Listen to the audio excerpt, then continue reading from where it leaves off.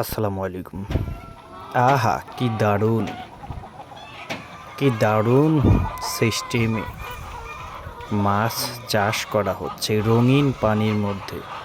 দর্শক দেখতে পাচ্ছেন, আমার কাছে মনে হয় বাংলাদেশের এটাই হয়তোবা কোনো আধুনিক ডিজিটাল পদ্ধতিতে রঙিন পানিতে মাছ চাষ হচ্ছে।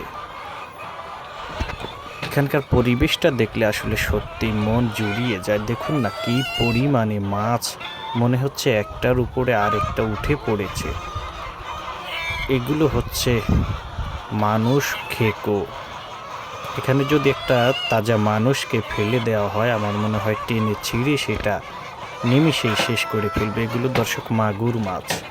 দেখুন কত ডিজিটাল পদ্ধতিতে রঙিন পানির মধ্যে বাঙালি জাতি চাষ করছে।